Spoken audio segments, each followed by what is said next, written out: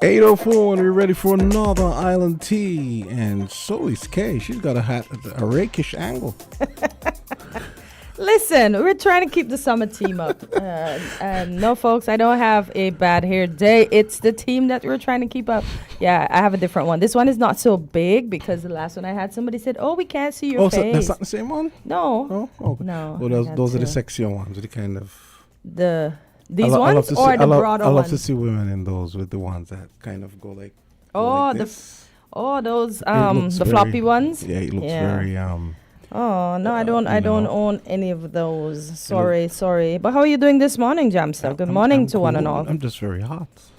Yeah, outside is hot, right? Very hot, yeah. It is really hot. Good morning, Sharmel. Do you see me bright-eyed and bushy-tailed? I am here. So you made tea this morning? I made tea, yeah, but I'm having some coffee. Okay, so I noticed I heard the kettle going upstairs. Yeah, because I decided I've not been making the tea as usual, but we have to make sure that we have some hot one if Troy is coming this morning, because he always says we never have a cup of hot tea to offer him. And when Dominic comes with his cup, we never have tea in the pot as well. You sure he's coming this morning? Well, I'm not sure. I'm just saying. So just in case, we'll just make sure that kettle stays heated or heats up again so that he can get a hot cup when he comes in this morning for farm report. The handle came off the TVC mug. So who do you get for that? How your handle came off literally? Broke? Not with me though. It broke or it just came off? I think she said it just came off. Oh wow, not cool. No, come on, folks. Yeah. So. Yeah. But I'm alive though. Oh. Yeah. And well, we all are. So we're grateful for that. For those of you listening to the diaspora, maybe we should have a little shout out Wednesday. So, so we haven't been hearing from Elder. Actually, he just WhatsApped me. Oh, so he's doing okay. Yeah. Because I haven't heard him, so every day I said, but I didn't hear Elder today. Yeah, he just. Okay, once he's okay. Once he's okay. Okay. And of course, I saw Jam Down yesterday. I won't say what it is. Yeah. Okay, don't say anything. Don't want to jinx it. Yeah. And I saw Jam Down yesterday. And Carla, good morning. Good morning to Miss Nisbet Richards. Good morning, Kathleen. Good morning, Michi. Good morning, Colin. Good morning, Gawain. Good morning, Beatrice. Good morning, Edward. Good morning, Burl. The names are insignificant, and I try to write them down so I can say good morning to everyone. Good morning, Mr. McMahon. Good morning, Carl. I hope you're not doing too bad for your age this morning. The names are insignificant. They're going to get you for that. Did I say insignificant? Yes, that's what. I mean insurmountable, like there are plenty names. Sorry, okay. I didn't mean to say that one. That one just came out in Good morning, Mr. Wilkin. Good morning to the Englishes over in Calypso Bay. I'm just observing and reporting. Oh boy, Lord. Good morning, Mommy. I know my mommy listens every morning. Good morning, Chevrich. See, there's so many names. Good morning, Azard. Good morning, Sharina. Me and Chevrich are not speaking. Why are you in Chevrich? Because I haven't gotten my waffles. Oh boy, Chevrich. I'm just joking. I hope you're hearing this. I know.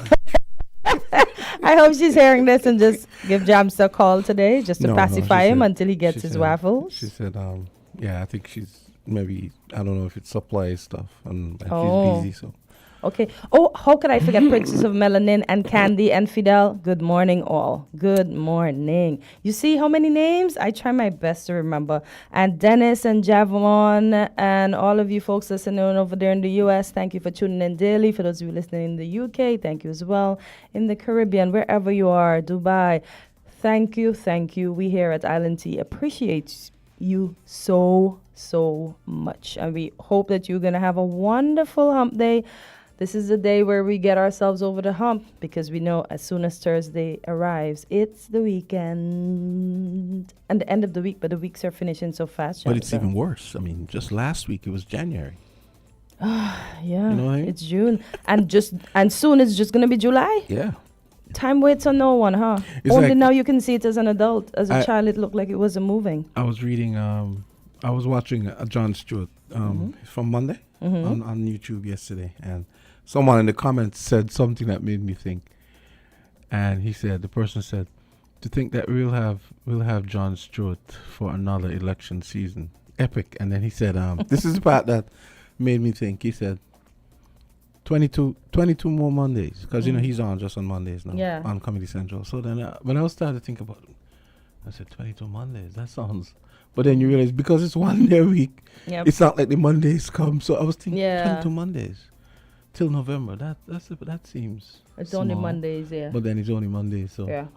22 Mondays interspersed with what? 7 days? 7 other days? 6 other days? 6 other. Yeah. Because that will compute it to make it 7. Yeah. Good morning, Diana.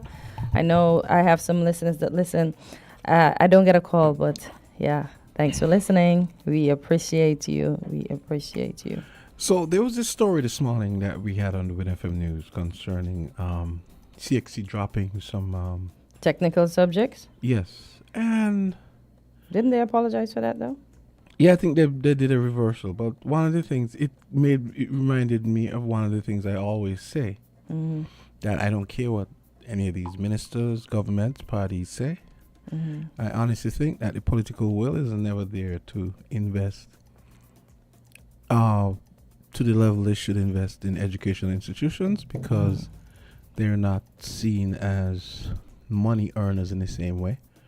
They have a very one-dimensional view of investing in a school because it's not a private school. It's not like we can charge them. To make back the money that we would have invested. And when you consider like some of the technical subjects, I remember at Bastia High School, they had the technical wing. Yeah. On the western side with all those machines. And those machines are not cheap. Mm-hmm. So I'm wondering, I'd like someone to tell me if hopefully they put those machines somewhere for safekeeping because I'm assuming they're still working and if they still exist. But you mean not only the... Oh, boy. Well, so what I mean is those machines are expensive. And I know sometimes... maybe when the government is thinking about building out the facilities for some of these technical subjects, they balk at what it costs. Mm-hmm. I understand that to a degree because stuff is expensive. But then there's also the thing of I feel like the fact that there is seems to be a dearth of students signing up for some of these subjects points to the fact that a lot of these subjects aren't valued and they probably aren't presented in an attractive, inviting way. But how are they not valued? And then also when you think about agriculture, I think they mentioned agriculture science as well. And then, when you think about our post-colonial history, colonial and post-colonial history with agriculture, sugarcane, bananas, all these things that we grow in the islands, and people have come to associate agriculture, especially anything related with menial labor and being backbreaking and being backbreaking work for little return and all that, and people want to get away. I don't want to be out in the sun all day and work for $100 a week type thing, So there are a lot of things to unpack there in the sense that one, governments need to do a better job of making students see the importance of a lot of these subjects and how rewarding they can be, both financially and otherwise. And also, they need to take another look at the way the lens they look at funding out some of these facilities properly. I know. Yeah, I mean I'm sure a lathe probably costs 6 figures. It would not surprise me because looking at the machines, when I used to do metal work and looking at those machines that they had some amazing machining tools in there. Well, let's hope they still have them. Yeah. So, and I Good morning, Sharon. So Sharon looked like the sun just took the life out of her. I just thought about that, and so I'm thinking that could be one of the reasons why they have a problem with people signing up for some of these subjects. But then not everybody's inclined to be, how should I put it? No, but what I mean too, if you're going to learn some of these subjects and it's just notes. Exactly. Some people are technical. Lectures, rather than, And we need technical subjects. Exactly. How are we going to build? Because you need the woodwork. And you need the technical drawing, and even the auto mechanics, and to have all the proper equipment. And exactly, you can't pull out the things that are viable and important. Maybe you can pull all the other subjects. And then, as an extension of that, you look at the problem they're having at the Keon High School. This is a problem that's been in existence even under the previous government. this school, you realize they're actually not having school at the Keon High School right now. Yes, because of remember all when I these problems. initially spoke about it, it was the fact that the students were sharing desks, or some of them were just standing and writing mean, notes, this and is- that's terrible. So this Yeah. is insane. This is And insane to up me. comes the and, mold problem, and I'm the sure- bathroom problem, everything over there just started being a problem. and I'm sure the present occupants of Church Street probably had a lot of things to say about how the previous government handled things, and before that probably. And this is what all And of the n- governments yes, need to stop and doing. nothing Jamster really blaming each changes. other and just do what they have to do. You're in, let the people see what you're doing. Don't be concerned about the previous administration, and this is how people will say, okay, this government is in it for us, in it to win it, and they're doing something. We can't keep playing the blame game if we keep doing it, even in our daily lives. If I keep blaming you for something, you keep blaming me. Unless we sort it out, where are we going to get? Nowhere, right? So somebody has to be the bigger person and just deal with the situation. I know people would have done things in the past, but we can't keep blaming the people that did things. We have to do what we need to do. So what else is on your mind, Jamster? Someone was saying, points out, I think I'm right about the technical subjects, and also Yeah, it's another reason why we need educational reform so badly. Said exactly. even when I was in high school, a friend of my father said, "Why am I wasting my time doing woodwork and technical drawing?" You see that mindset? That's But how part of the does he problem. build properly, and how does he know what are the correct materials? I don't Exactly. understand. Who's gonna These build? subjects are needed. Who's gonna build the tables and you know and Okay, we and- just sit on the floor then. and Sharon's desk and stuff like that. You know. Sharon looked this morning like the sun just whooped her before she got up the stairs. Oh boy. But Jamsa, in other news, we have to say congratulations to Mr. Mikhail Louis. He made it. Yes, Did I send that in the chat? Yeah, but I sent it before. I guess you Oh, you didn't see sent it it because before? No, I mine was didn't just see it, words, yeah. because I saw it on Because I Facebook. only knew that it happened because of the show last night. Oh, And Biff's Really? show on the ball. Yeah. yeah, and, I sent we it had, around 5. And we had I a mean- selector here as well. Okay. What's his name again? From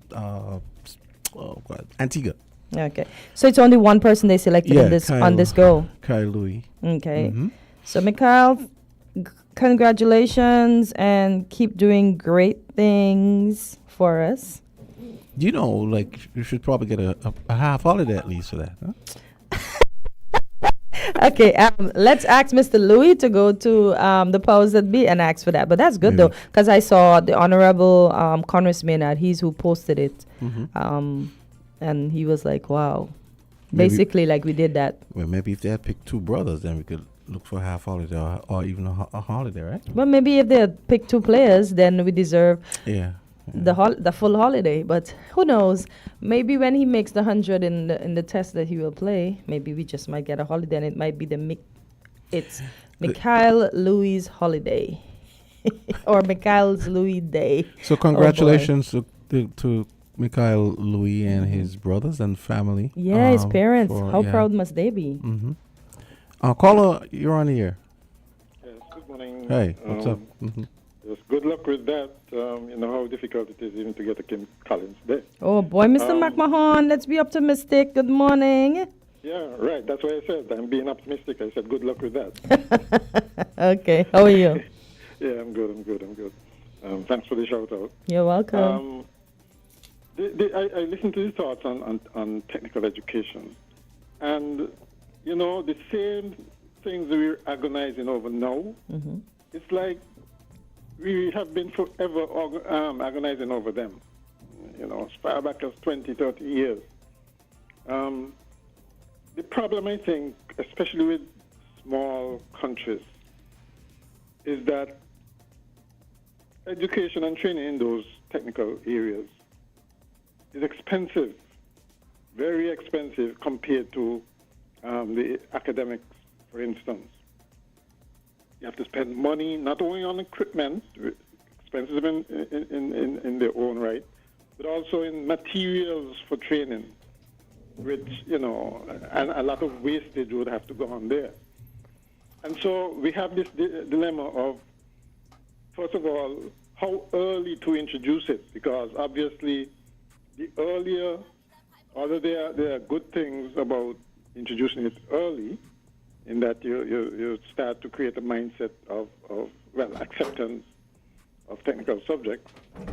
But again, there's the wastage issue. I mean, if you only have so much resources, don't you put it further down the line when it's more usable, it's more productive, rather than, say, introducing it very early, even in primary school, right?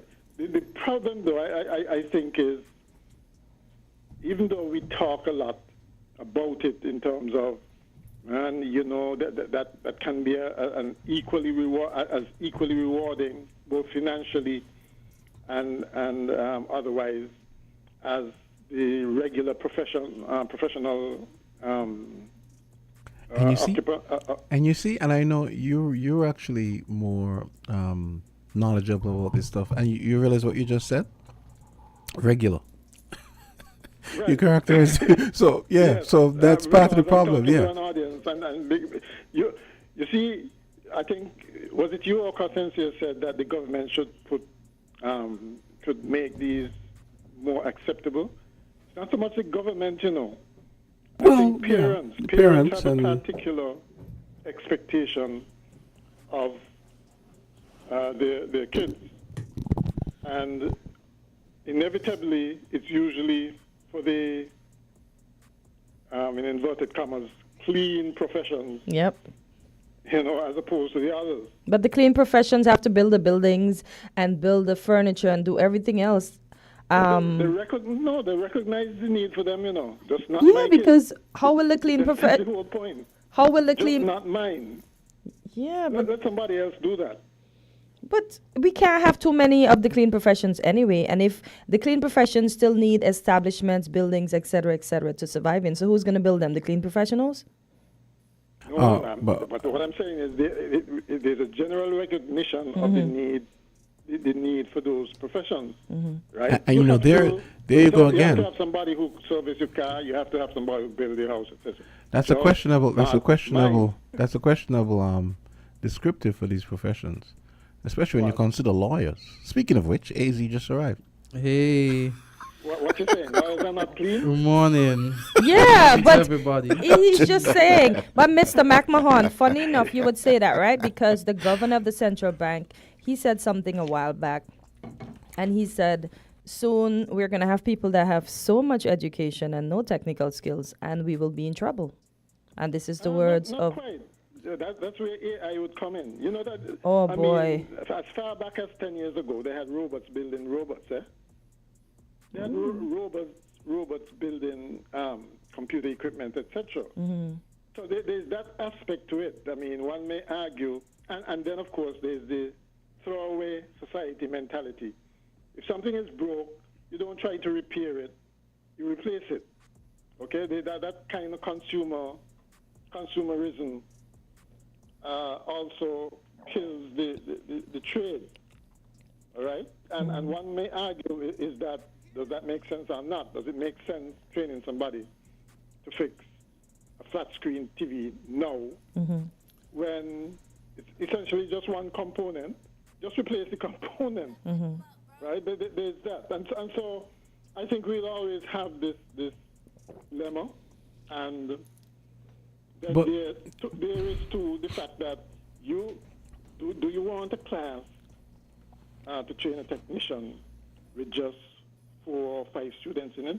Does it make economic sense? Yeah. Doesn't it make more sense to bring in one technician to do it? Let's take something like hospital equipment, which probably need calibration from time to time. To train somebody to calibrate that, I mean, in our circumstance, you're going to have a class of that? But can't you say though? Well, not necessarily a class. But I mean, I've always wished that the government would have a properly set up system where they game out some of the technical skills that the country needs to thrive, and incentivize and apportion the resources, apportion the resources and incentivize the uptake. You know, Yeah, but there are some basic services that I mean. because that you made a very good point just now about I could imagine something like that is kind of rarefied in a small Right. country like this, but that doesn't mean it's not needed. So the it's government, needed, exactly. But the So training for it may not be needed here. When it's probably only one or two persons you need who can do it. and then you have the need to problem. do it. The government might send some of these people abroad to study, and then they might decide they might get a better opportunity elsewhere and No, decide. that's always that's Yeah. hazard. The brain occupational drain. hazard, so to speak.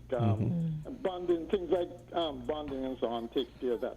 I think the other way to go, which incidentally has been around forever, is the apprenticeship method, where you actually give students the basics, and then they go out in industry and learn on the job. So on the job training, it's more, you don't have to purchase the kinds of equipment that you were talking about. Industry, by its very nature, has to keep up with the times, and so they're always innovating, always buying the latest and so on. An institution can hardly afford to do that. And so that's a good way of training people, okay? And as a matter of fact, I don't know if you're probably too young to remember, but the factory had a really good apprenticeship system where a lot of people learned trades. It was only after, I think in the 70s, that the technical college was built to train people in the technical trades. Before that, it used to be the factory, and it worked quite well. I mean, I'm sure you've heard stories. Yeah, of people the coming here machine from shops and so Antigua. on. I've heard of people coming from Antigua and other islands to get stuff machined Right. at our factory. Right. They had a really And good so machine we shop. have to strike a balance with the resources we have and what the training needs we have. Why I don't think we do enough of is the training needs assessment, so that we're more in tune with what we need, let's say 5-10 years down the road, and how we're going to train them. That aspect of things, I think we need to be. And another thing, and I don't know if Azard could speak to this, but another problem we have in the Caribbean, and it's all related to this, is we don't really have, at the tertiary level, we don't really have a research culture. Meaning you don't get the impression that, okay, you always hear news stories of, Massachusetts Institute of Technology just came up with this new process or this new material, or they're doing studies, and and we don't seem to have. That takes a lot of money. But you see there, so it comes back to my point. Yeah. They're not spending the money on the equipment that's needed. But Yeah. the government will tell you that, but we spend most of our budget on education. The thing is, what aspect of education is it targeted enough? And most people would say no, as you still have the complaints. Yeah. But But it's Mr. an ongoing McMahon, process. I've listened to the conversation between you and Jamison and Kortensia, and I mean, as we know it, we go to school, and at times, most of the times, the academic, when we say academic, the maths, the English, you need maths and English, don't get me wrong.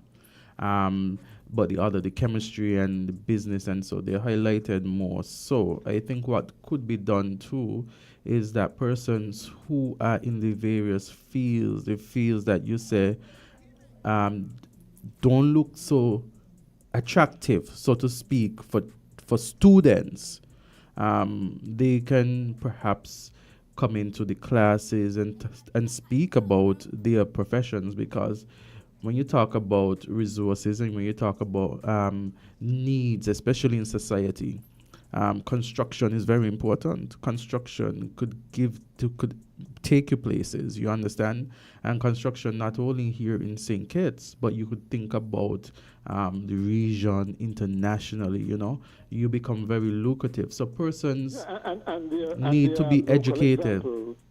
local success stories of that. I mean, think of people like Ron Warner, Heiliger, Neil Heiliger, those people who made a successful career out of the construction industry.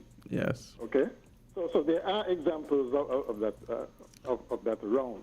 It's just that our economy generally, as you realize, is essentially a service-oriented and more clerical than anything else.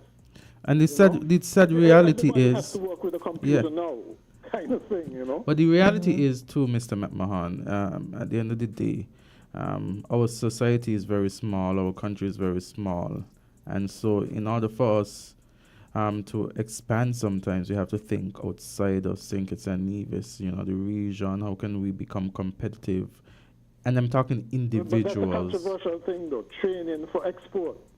I'm not talking about... You are going to spend money to train people for export to other countries. It's an idea, yes, but one would argue if that's the best use of resources. Mr. McMahon, I think sometimes you take what I say and you expand it further than what I intend to say. What I'm saying, right? Yeah. So what I'm saying, we have persons, and of course, even if you train, let's say, a number of individuals, sometimes the market gets saturated. If the market gets saturated, there's need for those persons in that profession to think outside the box. Whether or not they have been trained by our government, that's good, because at the end of the day, the person is still a citizen.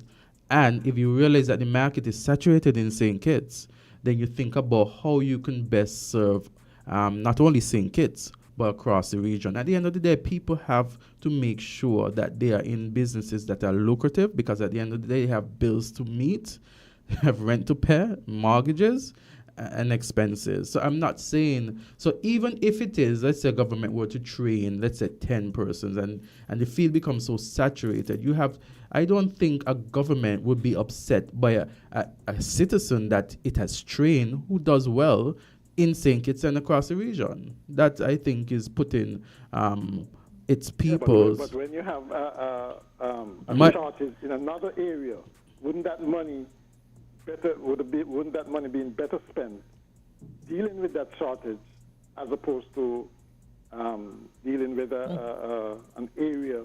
You're creating another situation where I didn't even mention. So I'm talking about educating persons, because let's be frank. I mean, I've been through the education system in this fact that yes, but many of us take student loans. I am one who had to take a student loan. You understand? Even though I had done well in school, I had to take a student loan. Many persons had to take student loans. Of course, we went to UE, so UE is subsidized. You understand? It's subsidized by government, and we're grateful for that. But at the end of the day, you come back to St. Kitts and Nevis, and oftentimes, regardless the profession, and I'm not talking about law per se, I'm talking about different professions. There are persons who come back, and they are unable to get employment. Does that individual sit here and sulk, or how can that individual market themselves regionally? Sometimes our space is a technological space where you don't even have to leave St. Kitts, depending on what you're doing, to function in other regions. You understand? In the region. So all I'm saying, government would create the avenue, but then the individual sometimes have to take that step if it's necessary. I'm not encouraging brain drain, but I'm encouraging development of our citizens. And I also need to jam him about this. He said, Ira, you said government spend a lot of money on education. Just because they spend a lot of money on education doesn't mean they shouldn't spend more, especially if you have a properly balanced economy and you have checks and balances for example, to mitigate against corruption. Because trust me, I mean, as said, a lot of corruption goes on and a lot of money goes where it shouldn't go.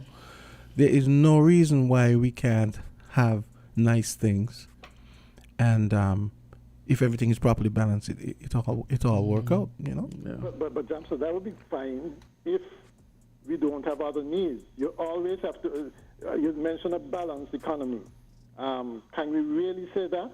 No, what I said, No? well, I guess what I For meant, instance, maybe I that used the wrong term. Even though we spend a lot on education, maybe we should spend more on health, say. But Okay. Mr. McMahon, you see, him saying that more needs to be spent in education doesn't mean that he's saying less need to be spent elsewhere. Because Exactly. I think you're looking at the resources in a limited sense to say, Yeah, okay, if we because spend the pie more, is only so big. Yes, but what I mean by balance, meaning an economy that takes into consideration not only consumerism but also innovation. So what that means is, for example, I'm going to go back to the tertiary education.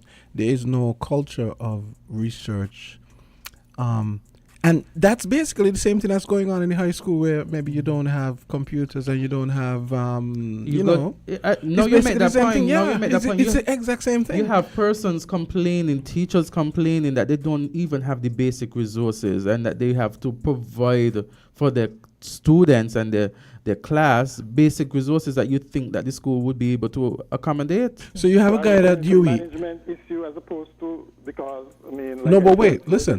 They spend money, a lot of money on education. You have a guy going to UE in, say, Jamaica or Barbados, and he wants to do biochemistry, and he's thinking, you know, we can do a lot of cool things with marijuana, but UE doesn't have the research setup, doesn't have the, you know, that the equipment and so on.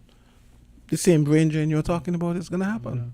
So you see how it works. That's true, but that's more political issue. Actually, I remember when I was going to UE way back, there was a student who wanted to do research on marijuana ages ago, and the the administration balked at it. Right? They didn't want to get involved in something that was so controversial.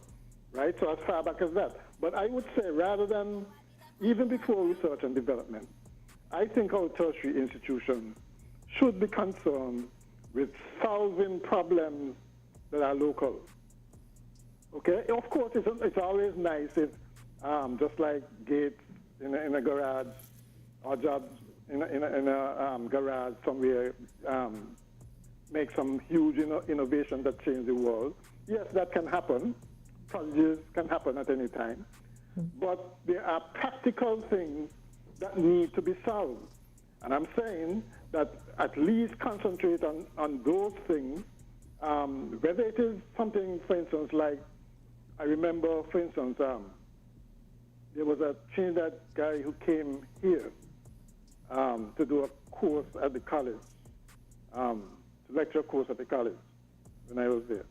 And it so happened that it was very rainy, and the guts were running like crazy, and he couldn't get over. And he came up to the class and said, why you guys don't find some solution to flood control, to control this amount of water coming down your gut, or build bridges or something like that, And you think that is so obvious, but we don't do that.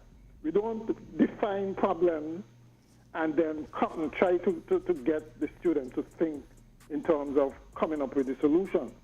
I mean, I think the closest thing to that might be, for instance, the robotic class now that they have. Okay? But that's kind of limiting to that technology area. It should be expanded across the board so that a lot of these problems we can have in-house solutions to them.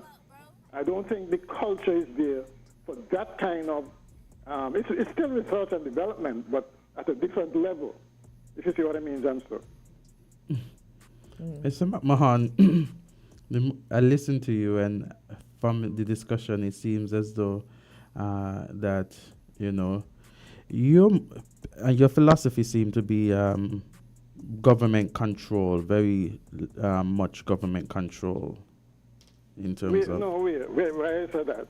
Yeah? Government in controlling, if somebody define a problem and try to come up with a solution, that's innovation. That's far from government control. Exactly. No. What I said is when you speak, you come across as, okay, this is what we're going to tell them to do. This is what they're going to do. This is what they're going to come back. And yes, I understand what you're saying, but at the end of the day, we have to create and foster innovation. We have to provide students with opportunities. I think government provide the foundation for students. We know what the niche areas are. We know what the areas that are needed. We try to encourage persons to do that. But there are going to be others who might not want that particular path. And so we have to be available for those persons as well. Okay. Of course. And that is what basic education is all about. I don't regard any education and training as wasted. Okay? I've seen people, Neither do I. for instance, who concentrated initially on academics and then switched, right? And they never regretted it. And even now, I am sure some lawyers and doctors will tell you, I wish I could have knew how to change the lock on the door or something like that, right? Because getting somebody just to do that small job probably can't be bothered with that. But, right. So it's never wasted. No education and training is ever wasted, I think. That's okay. where I come from. Yeah, but initially. Mr. Mahan, we have to we cut gotta it leave it here. there. Yeah. Okay. We have a guest. I think you're gonna like the next segment. Actually, we have someone from the Department of Energy. They're gonna be talking about some of our renewable energy stuff. So that's coming up next. Stay tuned. Yes.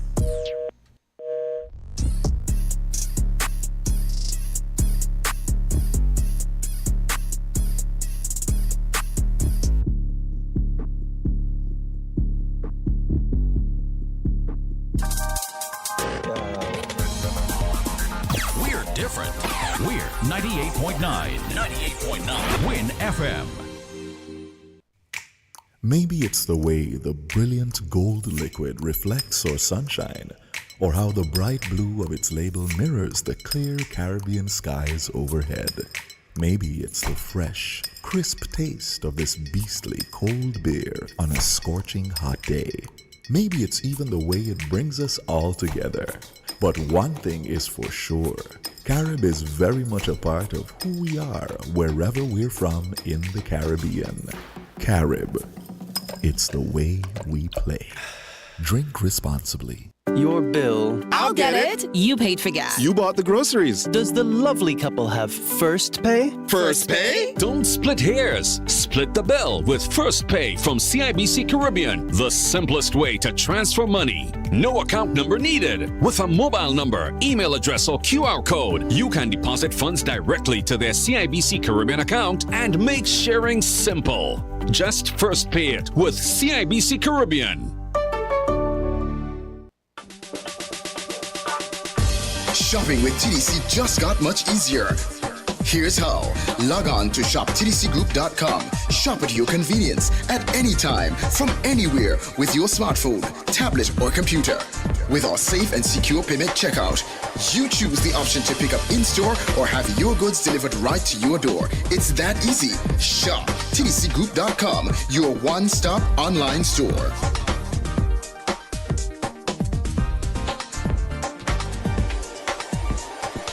Shop anywhere, shop anytime, same quality you love. Now online. Shop www.shoptdcgroup.com.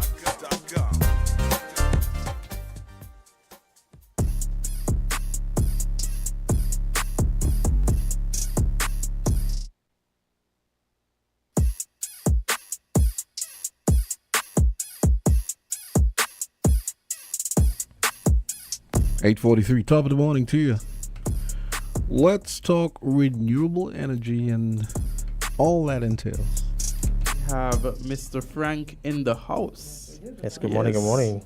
How are you doing this morning? I'm doing great, How are you? I'm well. So tell us, we're all about your renewable energy. I know that it has been a concern for some persons in terms of electricity as we have it now.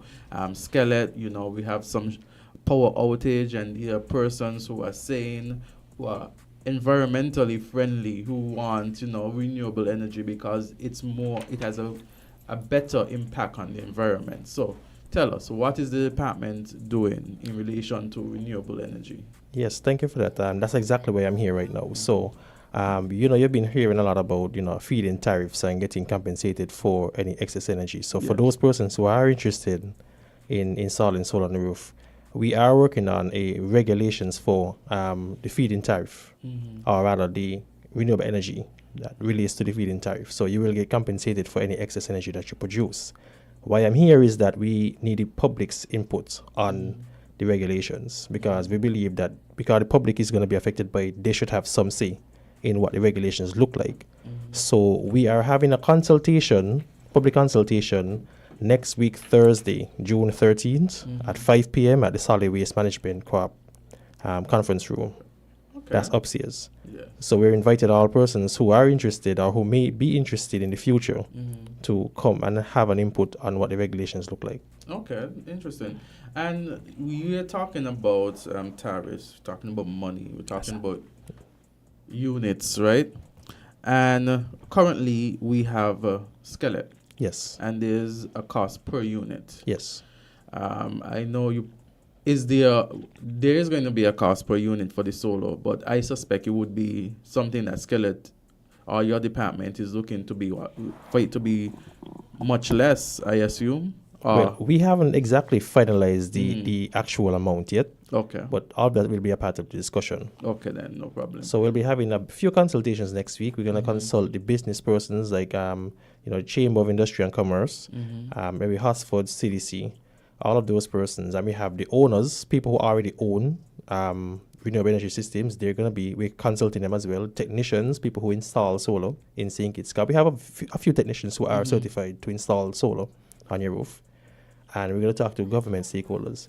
So those will take place before, and then we'll have the public consultation after. So we want to get as much people involved in the processes. Because my thought, when you say that, is that of persons, or we've heard of persons who have installed solar panels already, even without consent from government or any agency in terms of having a regular structure of payment in terms of that. So my mind would be, how do you transition those persons? Is it that if you self-install, do you do that? Does your department monitor and put a cost to that? Well, how it in works the future? How it works at present is that if you want to install solar, you will finance it yourself. Find a way to finance it yourself. You go through the process of installing. There's an application form that you have to fill out at present. Okay. So you come to the ministry. The ministry is going to give you the application form. You fill it out, you submit it to us. We go through the documents because you have to show us the technical side of it so that we make sure that it doesn't affect the grid. Okay. Once that is approved, then it goes to SCELEC and they connect to the grid. That is only if you're connecting to the grid. But once you're connecting to the grid, you have to go through the entire process and make sure that it is feasible enough to go on the grid. Okay, and once you connect to the grid, is there a cost associated? Well, no. At present, if you connect to the grid, you use what you consume, and any excess, it goes to SCELEC for free, essentially. But of course, you don't have to if you don't want to, right? You don't have to. Okay. Yeah. But the other thing is, that's the main. That's my main concern is how do you regularize? Do you regulate? In terms of, let's say you set up your own shop, you're doing your own thing. Kortensia says she's going to SCELEC, and what is the advantage to what Kortensia does as opposed to what you do in terms of anything? I think the more important question is how is the government? You said we have to find the funding ourselves. For decades, we have duty-free computers. Is the government going to consider? I mean, take for example, if for example I want to buy a battery system to store the power, those things are expensive. Is the government going to waive the VAT? Are they going to waive the duty and that kind of stuff? Actually, it exists already.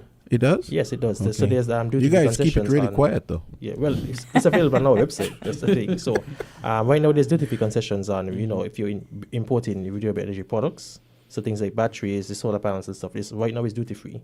And if you need additional information, the document itself with all the duty-free concessions is on our website. It's energyunit.gov.kn. It's right there. You go in publications and you'll see the document right there. So you said that SCELEC would take the extra energy, right? So I set up, I got all my equipment to capture the heat from the sun to convert it into energy. And you said what extra is given to what skeleton? Is skeleton going to pay for that extra? Is there some sort of arrangement between the owner who sets up on his own and they will fill the farm for skeleton to put the is there any exchange in terms of compensation? Right now, no. At present, let's say, for example, you install solar on your roof. You come to work, you're not using energy at home, but you're producing energy. Yeah. That excess will go to Skellig, unless you have a battery where you store the energy and use it in the night. The extra during the day will go to Skellig, and you're not compensated for it, which is why a feed-in tariff is important. Because then when you said that, my mind started to think about compensation for the person who has installed skeleton is getting it. Is there a trade-off or something like that? Well, the trade-off is that you're going to pay less on your electricity bill. Okay. But Skellig still gets my excess energy. But how does Skellig get my energy? I have to be connected for them to get it? Yeah, you have to be connected to the grid. So what if I decide I'm just going to go rogue and put up my own solar panel? What are the repercussions of that? Well, you would need batteries, and batteries are a lot more expensive.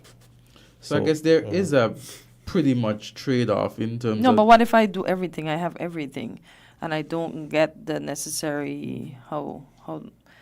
What do I want to say? Okay, I don't get the okay to do it, but I just do it on my own. Is that a problem? Is there repercussions to that? Well, the thing is, if you're going to interconnect, you have to get the approval. But if you don't interconnect, then you would need batteries, because you just have the energy there, just do nothing. So can I not buy my own batteries? You can, but it's going to be a lot more expensive. Oh boy. Yeah, okay. But that's our problem. That's the point she's making. It's our problem. We just want the government to make it a little less expensive. So as long as you want to buy batteries and you do your own thing, that's fine, right? I mean, you don't have to get permission for that, do you? Based on what he's saying is that okay. Go ahead, Bertel. At present, if you connect to the grid and you produce excess, it goes into the grid, and Skellig gets it for free. Yeah. If you have the money, you could buy batteries and come off the grid, but it will be very expensive. Yeah. In terms of Skellig getting the excess for free, that is what we are trying to correct. That's one of the things that the regulations are about. No, actually, when I talked about batteries, I wasn't talking about being off the grid, I was just saying not necessarily wanting to give energy back, to just have a system where I have a mixed system where I'm using mains power, but at the same time. Yes, you can do that. You can do that. You can do that. But we are trying to change the fact that Skellig get you. So that's the essential point this morning. Yeah, that's one of the parts of the regulations that we are looking at. So you're going to be compensating the producer of the solar energy. Yes. Okay. One of the things that we're looking at as well, I like the conversation that was being had just before this, when we were talking about training. Yesterday, Carla said, we need these local institutions should train the people on local problems. And one of the things that is being addressed right now is the training of persons who are going to install solar. So, say we just launched a Center of Excellence, and they're going to be training persons for solar installation and EVs. So that can rectify a lot of the problems that we may have when people decide that they want to get solar system on the roof. Okay, that's good. Yeah, that's very good, because the fact that they want to take out technical subjects when we need these technical people to do these technical things is sort of weird. I just read that they backtrack. Yeah. Well, I just read the headline. They had to. I don't understand. Everybody's not white collared. We need these. Imagine if we don't have architects and woodwork, and how are we going to live? In huts again? Yeah, we need the subjects. And I neglected to ask Bertel to introduce himself because he joined us late. So Bertel, tell him a little bit about. I'm Bertel Brown, and I'm the director of the energy unit. Nice to have you this morning.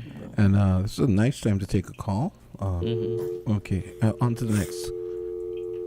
Caller, go right ahead. Okay, I'm sure they'll call back. Yes, so as we await callers, it's important. We're talking about renewable energy. We're talking specifically this morning solar energy. Okay, here we go. Alan T, go right ahead. Yes, just one or two questions for your panelists. Do you see a role as regulatory, or are you involved in like the design and the design of systems, renewable energy systems? How do you see your role actually? Regulatory and regulatory. Yes. Okay. Policy, regulations, and policy.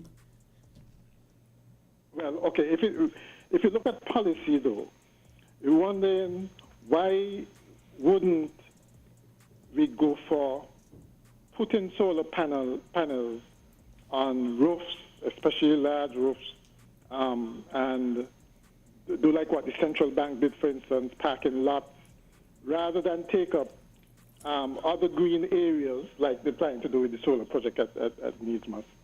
Why wouldn't you go that route instead of, actually affecting the environment like that? Because roofs are there already.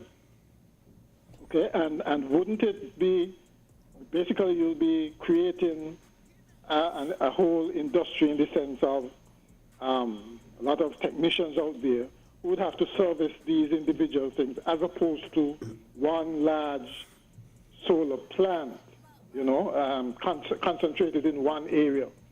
Doesn't it make sense to diversify, to really diversify the areas where you have these energy units, the production of these energy units? And finally, I think there was talk of producing solar panels here. I don't know if that's going to be part of it.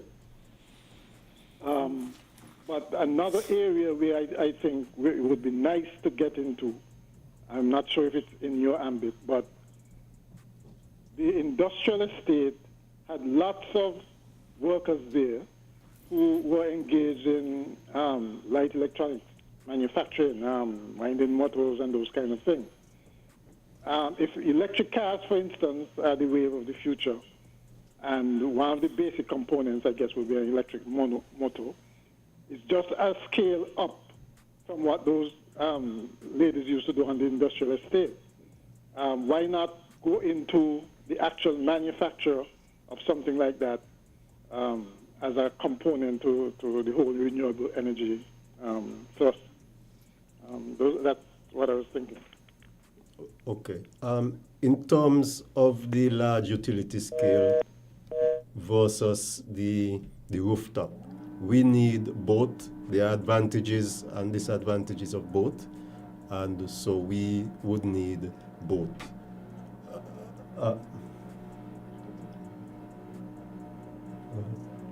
Hello? Go ahead, caller. Yeah, morning.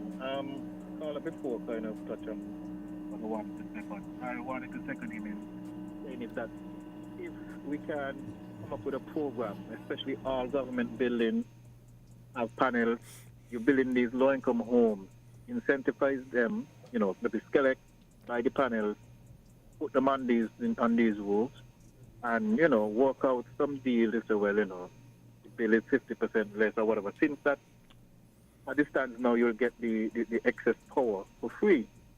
So there's a lot of homes, I'm sure a lot of people would be glad to sign up for something like that, and it would offset the power consumption, especially in the summer months where everybody now is putting in AC, and it's putting a strain, extra strain, I'm sure, on electric system, and the same thing as you were saying, parking lots and so forth. I'm sure, Value Mart and Rams and so forth, if it's incentivized to put up, similar to what Central Bank did, over their parking lot, it keeps the vehicles cool and it generates power at the same time. And if I tune in late, so I don't know what the progress is with the solar farm that was mentioned how many years ago, and nothing has been done about it as yet. Okay, but that's my input, and I'll listen off here. Thank you. Okay. Thank you for your contribution. 1 minute to wrap. Okay. The main reason that we are here this morning is to let the general public know that we are working on regulations to incentivize the rooftop solar and other small-scale renewable energy like wind. And we will have a meeting next week, Thursday evening, that's June 13th, at 5 p.m. at the Solid Waste Management Corporation to solicit input from the general public. So everybody is invited, everyone is invited. This is someone who says here, I have a solar panel and years ago I used to get credit for energy when that went to Skelet. When they installed smart meters, I was told this was no longer possible. I don't know about anybody ever getting credit. Okay, given the importance of this segment, I have one more call. Let's take the call. And call up, please be brief. You're the final caller. Go ahead. Good morning. Yes. The solar panel collection at the Central Bank roundabout, is it functioning and contributing to the grid?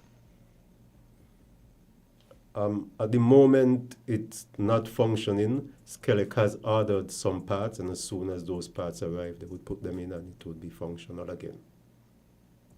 Thank you. Mm-hmm. So persons who had that solar panel, when I say credit, wouldn't they see a reduction? Maybe if their bill was, let's say, 600 because they gave Skelet maybe some energy, have a reduced cost at the end? Yeah, they probably would have seen a reduction in their bill because some of the energy that they use was generated from the solar panels. Yeah. Okay. Okay. Okay, guys. Okay, 9 o'clock. And that's Bertil Brown and his colleague, Mr. Franks, from the Department of Energy. And I imagine we're going to be having further sit-downs on this topic. And wish you guys luck with the rollout. Thank you. Thank you. Yes, all the best. We've got Farm Report next. We've got Kyle and company rearing and ready to go. For being late.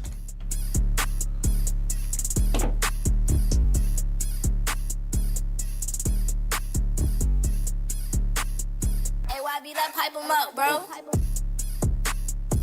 We're different. We're 98.9. 98.9. Win FM. For all your animal needs, try the Feed and Farm Store SKN. We have the best quality products in feed, dewormers, grooming supplies, toys, treats, and minor medical supplies.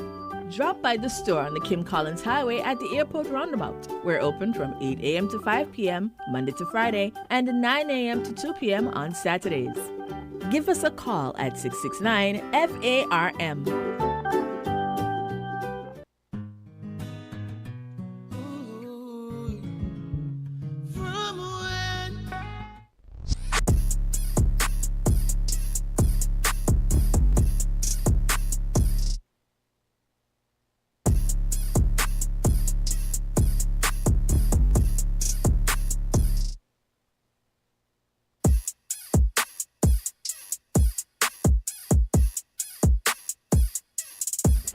So we've got Kyle Flanders and Edison Isaac. He's also with the consortium. They're discussing their planting program today.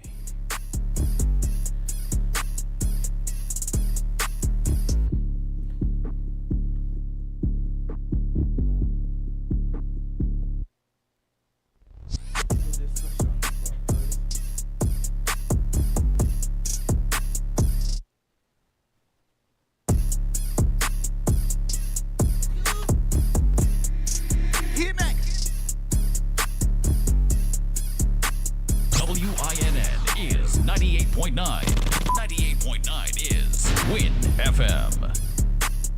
Hey, YB, that pipe 'em up, bro. Headphones. Yeah, we welcome you to another farm report brought to you by Feed and Farm on the Kim Collins Highway. Your one-stop shop for all your pets and farming needs.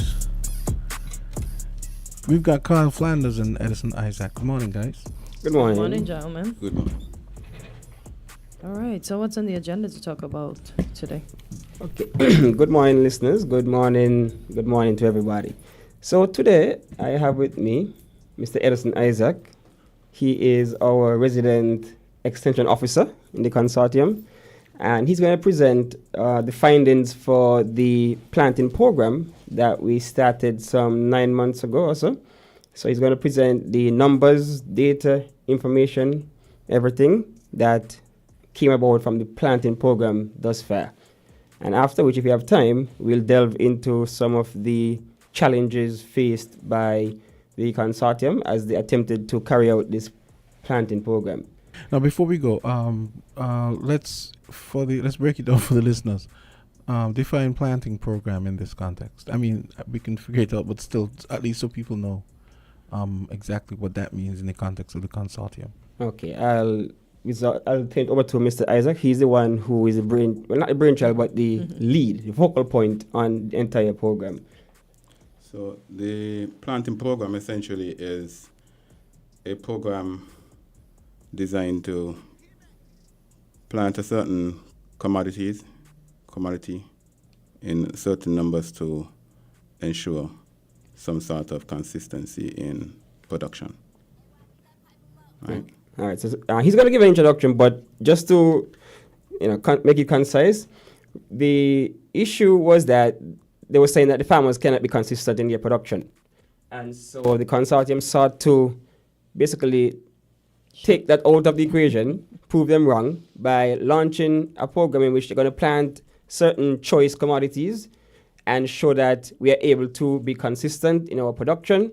And so we'll see the repercussions of that when Mr. Edison presents his findings. But the whole idea is that we wanted to show that we can be consistent, we can produce certain commodities at a certain level that would be advantageous to the country as a whole.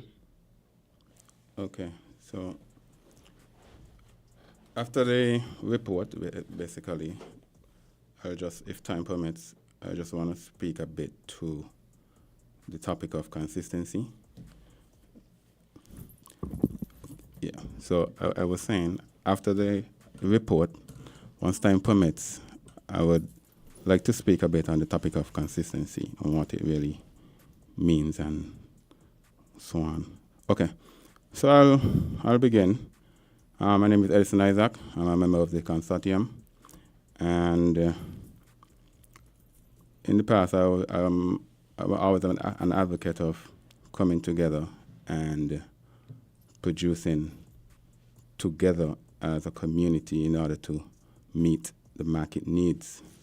And in conversation with some senior farmers, they invited me to a meeting, and from there on, I was a participating member, just to give you a little background.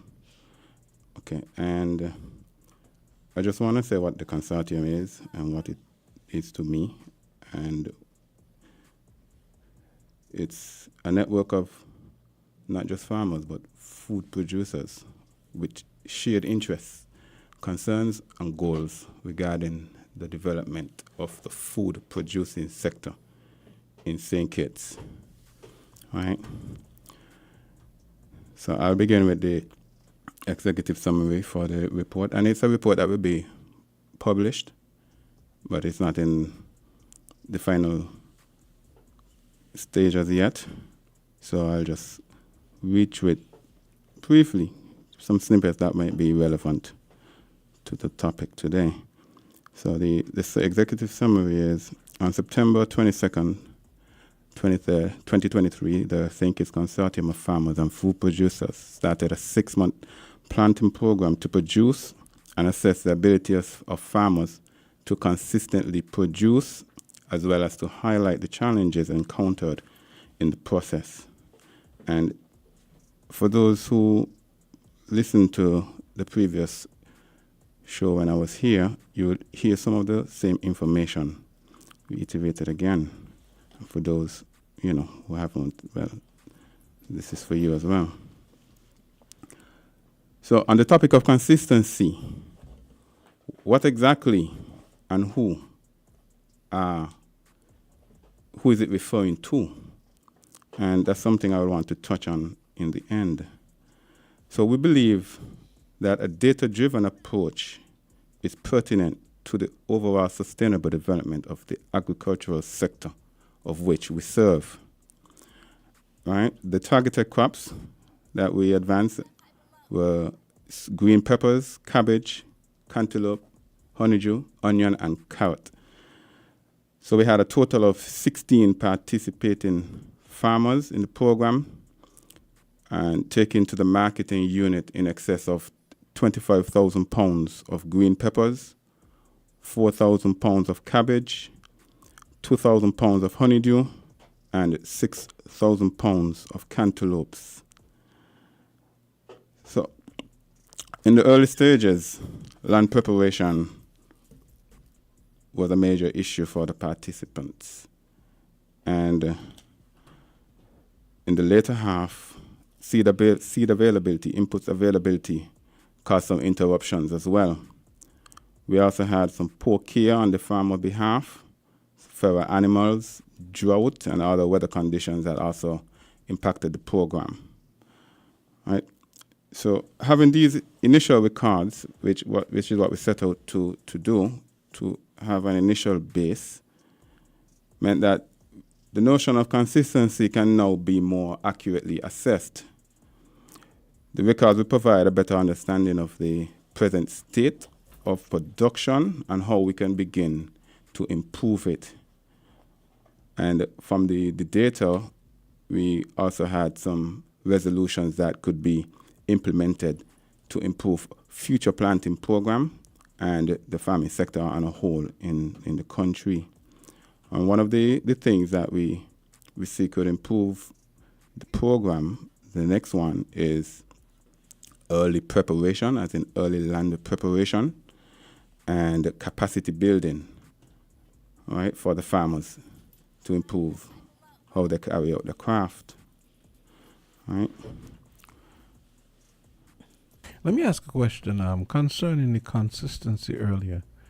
You didn't really give the indicators that are being considered for consistency. And the other thing I was wondering, is this something that the retailers communicate to you guys about the consistency indicators that they're looking for? Yes, and I'll touch on that as well. Okay, right? Mm-hmm. I'll touch on it. So the goal of the report, right, the intention of the exercise really was to assess the ability of the consortium to undertake a planting program and then to measure the impact on the domestic market and to inform the planning of future planting programs, right? And our anticipated outputs were a measure or overall, a rating of the overall success of the program, a listing of the key challenges encountered, and a schedule of recommendations for future improvements. Right. So the purpose of the program now was to begin a process of organized farming and record keeping. As I said earlier, we believe with proper data, we can better understand where we are, where we want to be, and how we could chart the course to get to the destination, right? And then the remainder of the report is laid out in 4 sections, which are the description of the program, the program results and performance against stated targets, challenges encountered throughout the various stages of the program, and recommendations for future plans, right? So, as I said, the program advanced 6 crops: bell peppers, cabbage, carrot, onion, cantaloupe, and honeydew. And green pepper was somewhat seen as the main crop of the lot, right? We had a total of 16 farmers from an initial commitment of 22 who participated in the program. It is important to note, I said this on the previous program, that farmers agreed to fund their own individual involvement. They would purchase their supplies, plant their seed and seedlings, etc., for the period specified. The harvest would then be taken to the marketing unit, where it would be recorded in the government system, adding a level of integrity to our records so that, you know, it could be fact-checked against someone else, right? So it's not just what we are saying, but it's recorded elsewhere, and we know that what we are saying is what it was, right? So in the peppers, we had 11 persons. Cabbage, we had 4 persons. Cantaloupes, 4. Honeydew, 4. Carrot, 4. Onion, 6 persons. I won't go through the details as the specifics of the names. They will be published in the report. So the objective was to plant a number of seedlings amongst as many farmers as possible to ensure a consistent minimum monthly production for a 6-month period. The planting period was specified to be September to March, while the harvesting period would extend to June to account for the 3 months that is necessary for production. The harvest obtained were the targets were obtained from the official imports records from the ministry. The period we used was 2017 to 21, and it was then refined by the senior farmers who came together and said what the production output, the expected output in our conditions should be.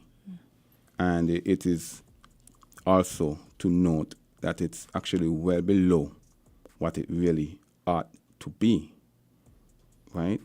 So for us, the expected output was, just an example, 1.5 pound of pepper per plant. In reality, you should be getting at least 4 pounds, right? So just to give an idea that our targets were well below what it ought to be. Why was that? I know you mentioned animals, et cetera, et cetera. Was that the case, or?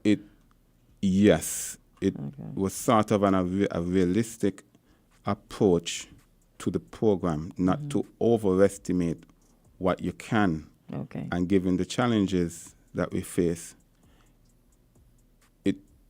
it was a measure of accounting for the different losses and challenges. Right? Almost a worst case scenario.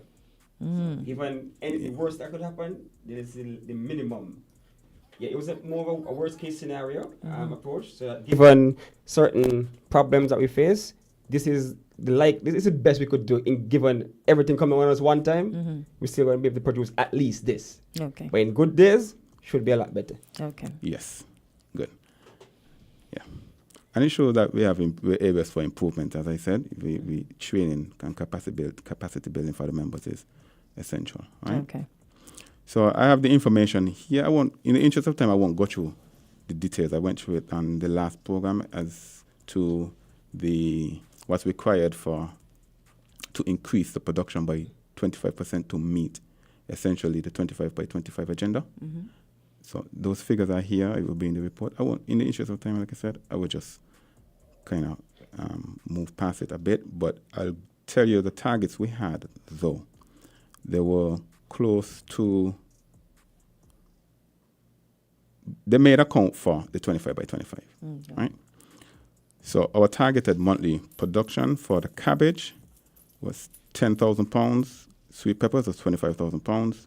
Cantaloupes, 20,000 pounds. Honeydew, 20,000 pounds. Carrots, 60. Onion, 60,000 pounds. So in total, we were looking, all things favorable, we were looking at a 50,000 pound total cabbage within the period, which is a 5-6 months period. Everything was between 5 and 6 months.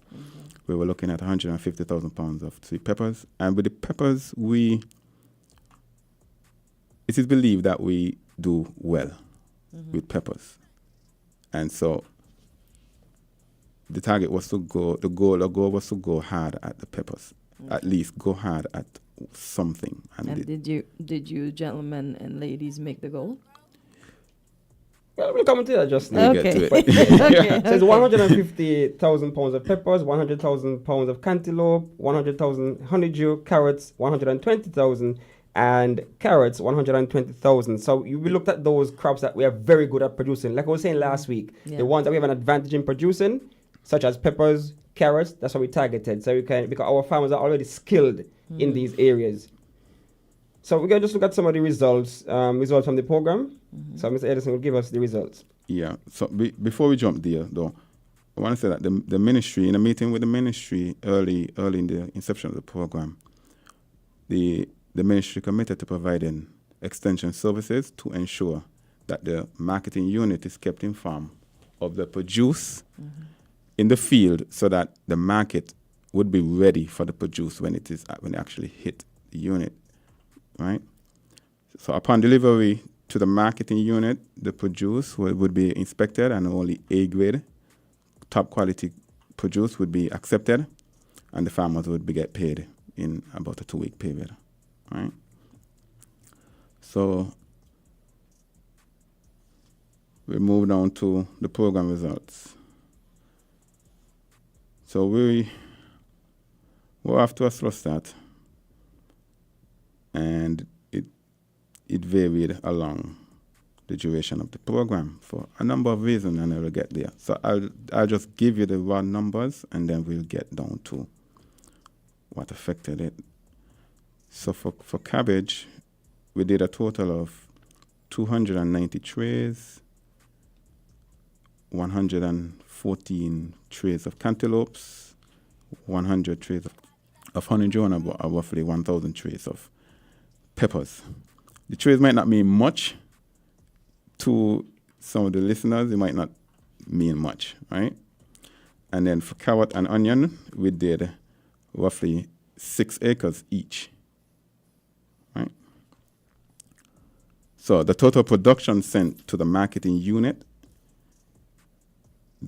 at the end of May was 4,200 pounds of cabbage, almost 3,000 pounds of honeydew, no onions, and no carrot. And I'll outline why when we reached down a bit. We did almost 7,000 pounds of cantaloupes and 26,000 plus pounds of sweet peppers. And I just want to say that harvest is still ongoing. It's just we have to have some sort of cutoff point, right? Sorry, just a quick plug. Yes, harvest is still going, and there's a lot of cantaloupes at the marketing unit right now. So I'm telling you guys to go out and purchase the cantaloupe from the marketing unit. Schools, hospitals, fruit day is a thing in preschools. Go get the cantaloupes. We need them off our hands because we're still harvesting. Sorry, continue. Just a quick plug. Yeah. So, in addition to that, we also had some produce that didn't go to the marketing unit, although it was arranged and agreed. Some did not go. I know for certain that about 800 pounds of cantaloupe did not reach the marketing unit for reasons I'll outline again. Okay. Right?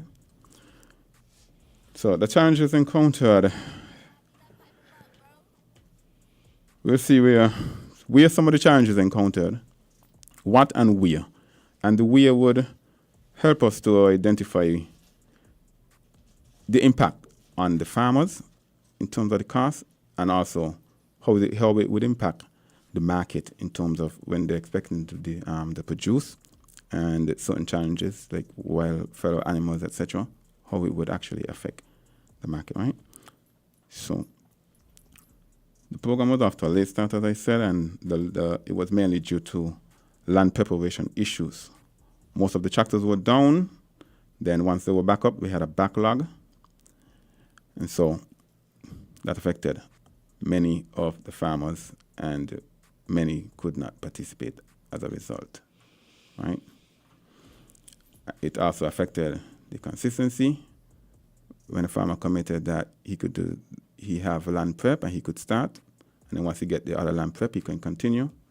He couldn't because the land prep wasn't done. So that's why, it affected the targets.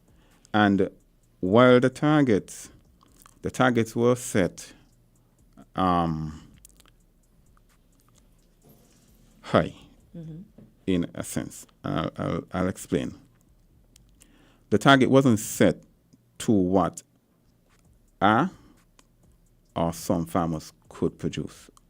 The targets were set based on what is necessary to increase the production to the 25 by 25. Yeah. And so from this, we could sort of measure the impact it had towards the 25 by 25, in a sense, right? So it was not set to say, well, these 3 farmers can produce all of this.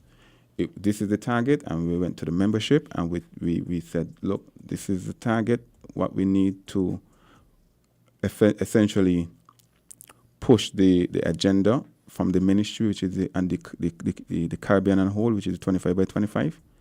And as the farmers and as the practitioners, we want to see how we could contribute towards it. All right? So in that regard, no, we weren't able to meet that amount. However, we can measure our impact towards it. All right? So there was also a common challenge of seedling generation. The seedling schedule wasn't maintained and the quality could not be determined. To reduce costs, some farmers basically generate their seedlings at home in sort of unprofessional setting with varied results, right? And the schedule in some instances, as in when you need to be putting in seedlings, sometimes it got sidelined for other farm duties, like you got to harvest, you got other things to do, and the schedule sort of get sidelined, right? So these are some things that affected the program. So I'll go through a list of challenges specific to some of the one very quick that we experienced with the different commodities. So with green peppers, we had some chemical burn, some seed availability, space due to land prep, wild pigs, monkeys. The cabbage, we had storm, land preparation. Cantaloupes, we had poor generation, land preparation, water, drought, cattle, stray cattle, monkey. Carrot, poor germination, storm and weather restriction, and drought-like conditions. So we had seed availability with a challenge. Jump to this one. Just for time. Okay. If we explore any challenges and if we get time. Okay. Okay. So the estimated loss, the market value of the estimated losses we had from the cabbage was 8,000 pounds, translates to around $12,000. Cantaloupes, we had almost 8,000 pounds, translates to about $15,000. Honeydew, about almost 5,000, translates to almost $12,000. Sweet peppers, we had close to 10,000, and that's estimated at around $34,000. The carrot, as I said, we weren't able to harvest any. However, we did plant 6 acres, and if those were successful, we were looking at an estimated harvest of 90,000 pounds of carrots, 195,000 pounds of onion, which are with a market value of around $180,000 and $292,000. And it's a lot of money that went into doing 6 acres and to not get anything from it. So the total market value of the losses that we estimated from the program, we had roughly about $550,000. Right? Roughly about $550,000 worth of loss due to the challenges as outlined. So $500,000 just gone. Right. And this is amongst different individuals and not just one. Yes, Yeah, amongst the 11? amongst the 16 farmers. Farmers. So imagine if it was more widespread. Okay, well, right. So if it's just 16 farmers, and you see what the losses are. Wow, that's a lot. Yes. So there are different stages. I won't go through it, just in the interest of time. Marketing challenge, yeah. So the production challenge also had an impact on the marketing, right? So we had to update the forecast naturally, accordingly to the challenges that we face. And to compound the issue, the ministry never provided the extension services that they promised or they assured. And that service is really critical for the effectiveness of the marketing unit the marketing units, it can't be effective without the forecasting, right? And we need at least 3 weeks forecasting in order to meet our market goals, right? So the arrangement with the marketing unit also took an unexpected turn when we were asked to decrease the delivery of peppers, green peppers, and then later they asked us to stop completely for a few weeks. And so several farmers reported an abundance of peppers being discarded due to spoilage. They actually went to drop off and they saw peppers being dumped. And one farmer told me, I'm not carrying any back there because it hurts my heart to see the peppers going to waste. And so he preferred to go down the market and sell however he can. And so some of the numbers could have been more, right? And the losses doesn't even account for what was lost in the field as a result of you can't taking them to the market, right?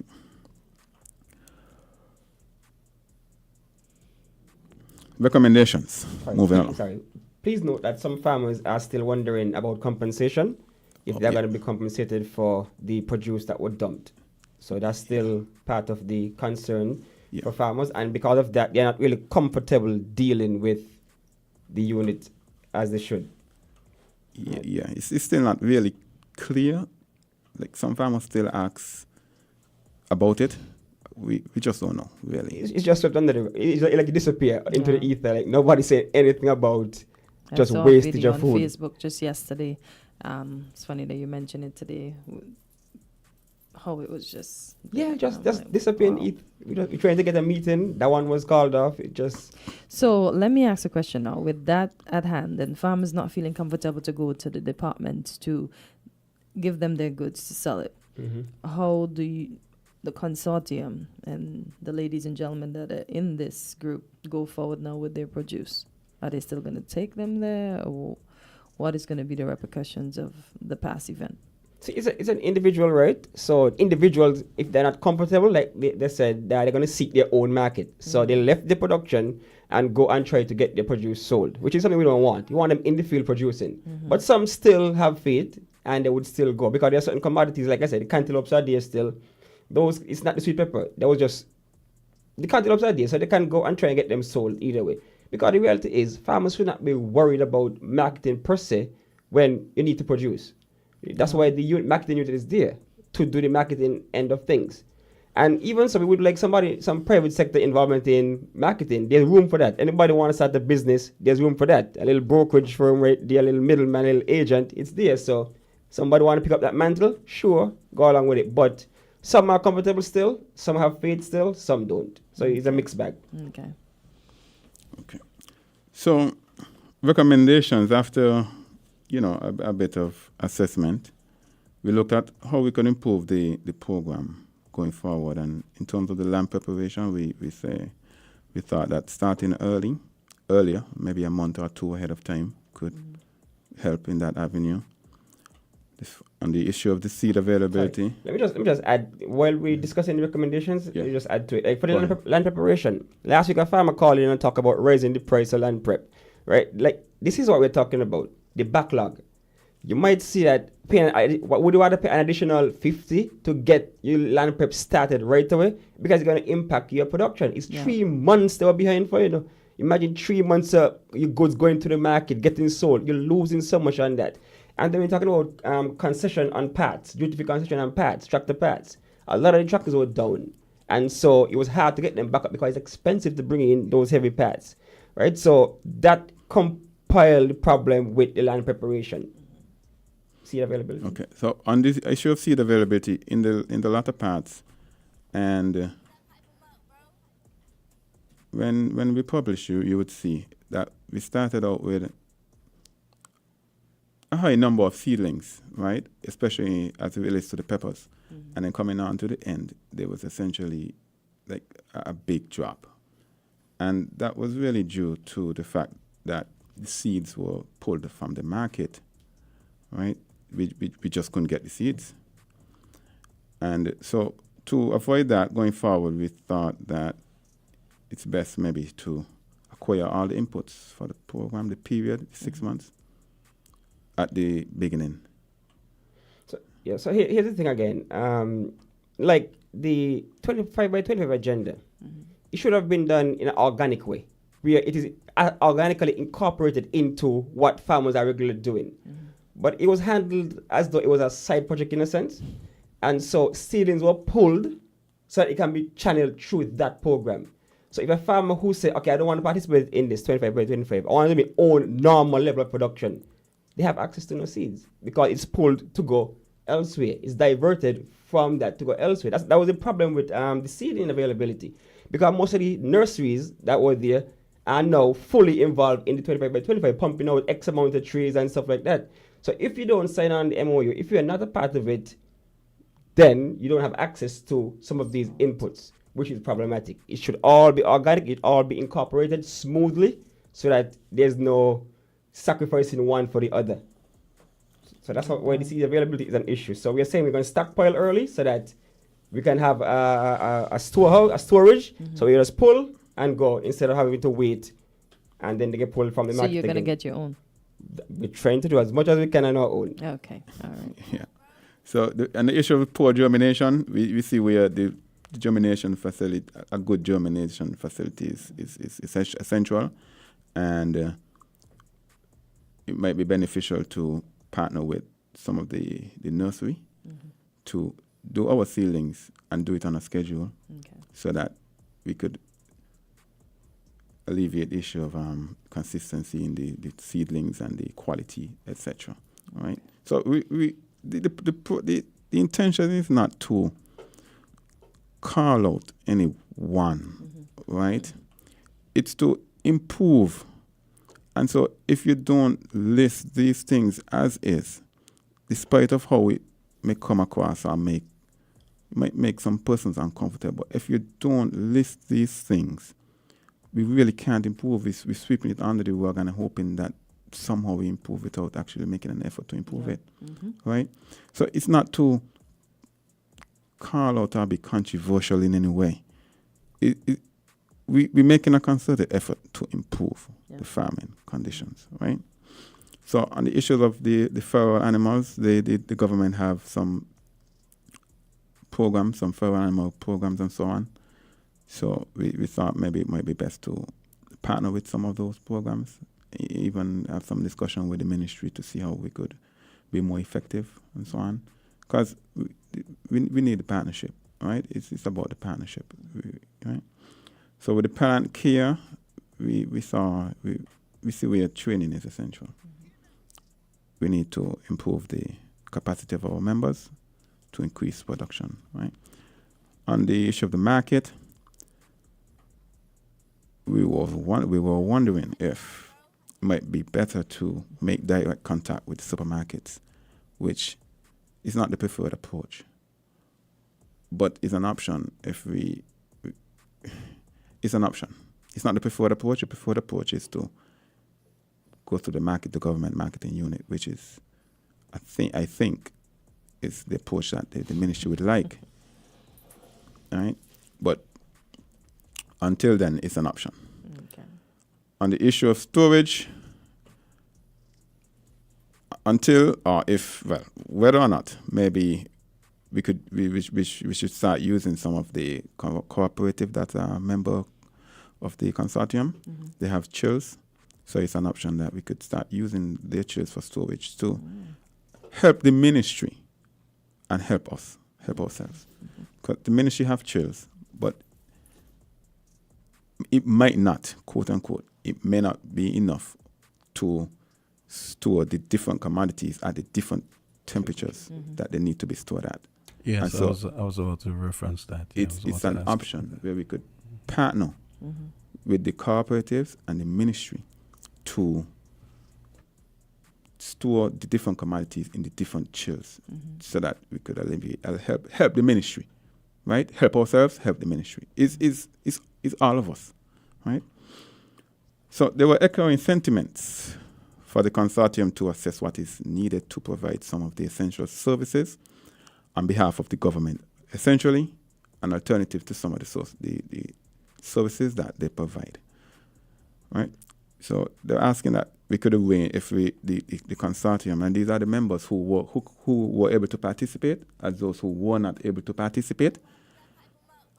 They're asking if it's possible that the consortium could sort of arrange the inputs on their behalf and some of the services to enable them to focus more on production, right? So a question is, how can we bridge agri-processing with the marketing unit to deal with the issue of spoilage? And this is an ongoing discussion, and this is something I just want to leave out in the airways. Before you leave, at least take one call. It's 9:40. The Farm Report is brought to you by Feed and Farm. Go ahead, caller. Good morning, sir. Good morning. To you all. Good morning. And good morning to the other persons who are here as well. I just want to say, congratulate these persons here for talking about farming, which actually is about food security. And I want to piggyback also on what I was discussing this morning about education. So you see where education coming in this field as well. So I hope persons who are listening saying about the investment in education in fields like this realize without education, the banker, the pastor, and any other profession is not there. So therefore, you could never say there's too much. Well, you can say that, but we are investing in our people to help to develop our country. And that is why, as was discussed this morning, if we do not have qualified persons in carpentry, masonry, and so forth, we will have to import them. Why not invest in our own people to get it done? Also, what I would like to see, what I'm interested in as well, and I think it was mentioned this morning, is science research, because agriculture is science. And therefore, we could have different research into see how best to have crops done in a particular way for a longer period. So, and they discussed a lot of things this morning. But this is where the education comes in to talk about all what these people were talking about. So I just want to say congratulations on what you're doing. I just want you to know that you will have, well, my name is Incan David Pell in the first place, and therefore you will have our party supporting agriculture. And what we want to take this opportunity to invite you and your entire team and as much person as possible to come out to our convention this coming Sunday, the 9th of June, and you will hear certain things, what we have to discuss, what we have planned and so forth.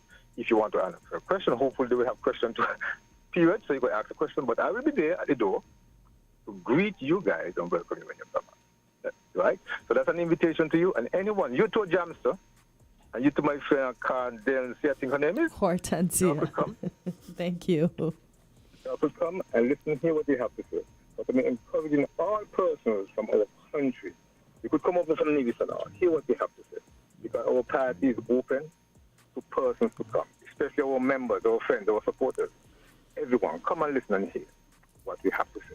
But I want to say education is key for every single thing. Without education, I'm saying you will not be where you are. So they say you will not be where you are. I don't know if you catch my point, what I'm saying. Yep, we got you. Every person develops in different ways. And to a certain extent, they're going to go now, so you don't take up too much of your program. Okay. But Mr. Powell, you should consider guerrilla marketing as a sideline, because you just completely just took over the show. All right. Can I just comment on two things that he said? Because this one was weighing on me, even coming over here today, because I saw the thing where Six was trying to pull certain subjects, and they had to backtrack. But the reality is this, right? I'm going to speak about agriculture in particular. Like I said, I taught agriculture for 15 years. I still do a little thing on YouTube to, still teach it, right? But the thing is, as a teacher, we could not teach double award agriculture. That's the one they wanted to pull. Why? The lack of resources. Now, I have been trying in my capacity as Assistant Secretary to get agriculture to take charge in terms of agriculture in the schools. I've been trying. Lord, no, I've been trying. I have not been able to get the support necessary.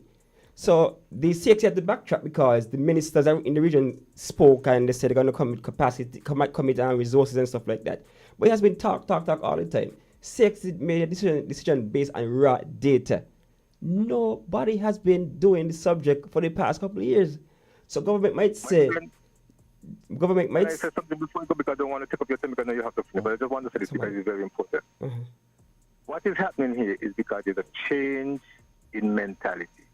Because, as it was mentioned earlier, people kind of link agriculture to slavery and not realize when they do that. Even if the good Bible says if you do not kill the soil, you have a problem.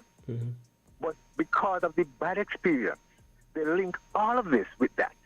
And over a period of time, let me talk about St. Kitts and Nevis in particular. I don't know about the other country, but I know for here. To look at anything agriculture to do with this soil was seen in a negative, and therefore they try to channel persons away from this sector. Even for masonry and carpentry, anything that had linkage to hard work, it was shift away. But not realizing when you do that, you're having a problem. Who's going to build our houses? Who's going to do our roads? Who's going to drive our big trucks? Who's going to, what I'm saying, in everything that we do, because to drive a big truck, you have to get a lesson. That means someone has to teach you. And it's education as well. And I just want to end it with there to let our people realize. And for what you're having there, my friend, I'm just saying, just come out, listen to the people, because the people at the moment take agriculture, these things very important, and to empower our people.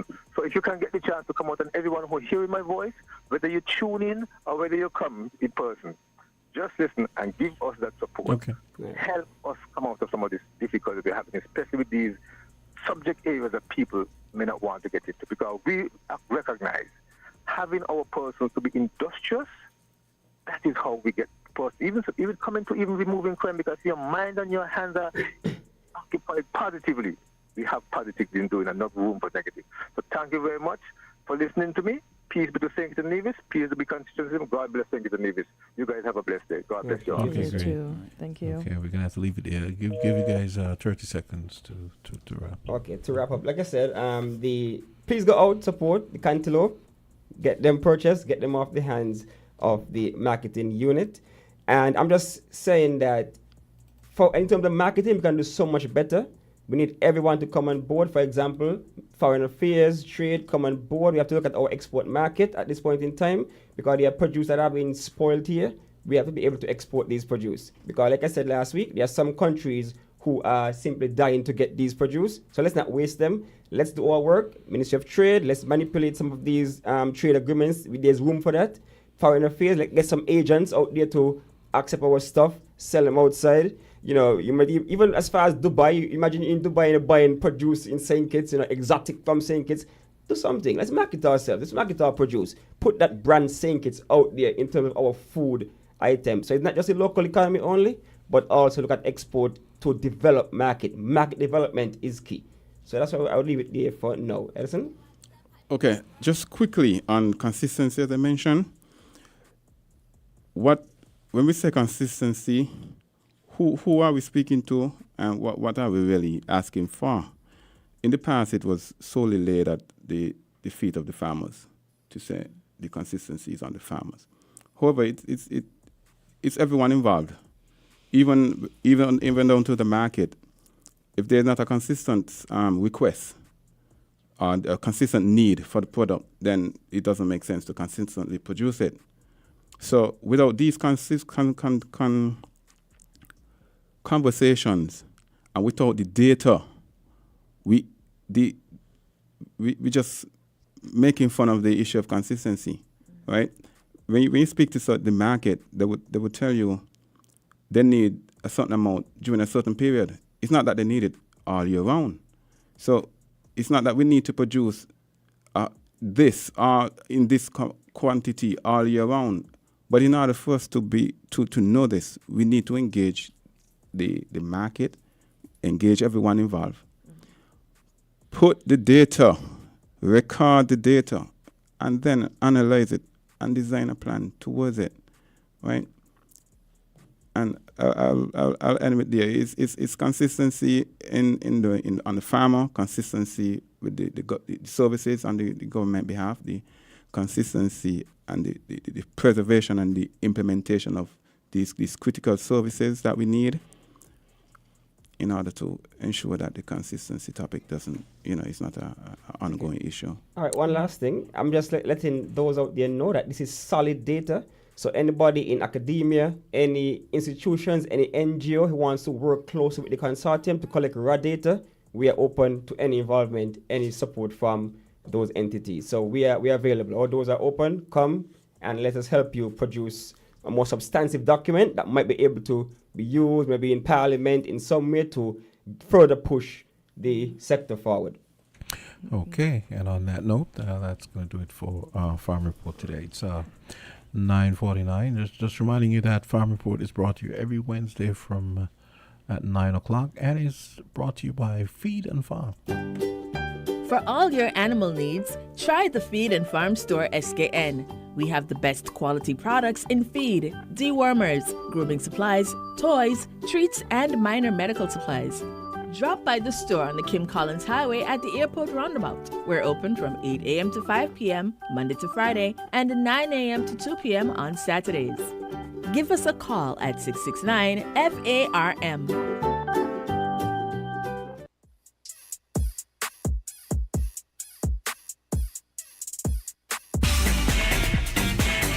Found the sound 98.9 FM.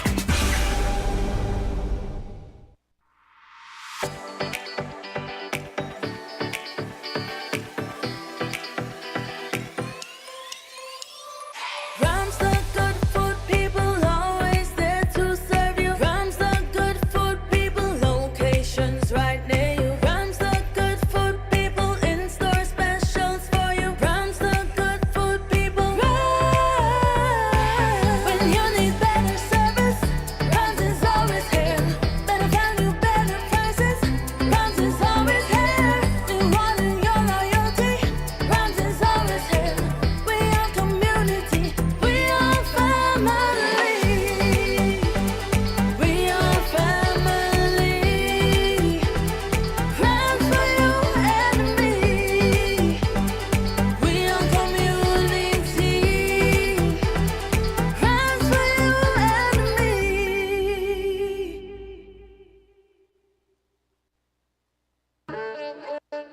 Magnum, my brand. Everybody put your Magnum in the air now. From you a drink Magnum, make me see. Take charge of things now your place now. From the river to the beach to the street. Hot Magnum when me have in a me hand there. He are a sipper, she tell me sweet. Look for me watch for your quick time check. Yeah. Right now a Magnum a for your beat. Enjoy yourself every day of the week with a Magnum. My life I forget sweeter. Must be 18 years and older to drink. Drink responsibly.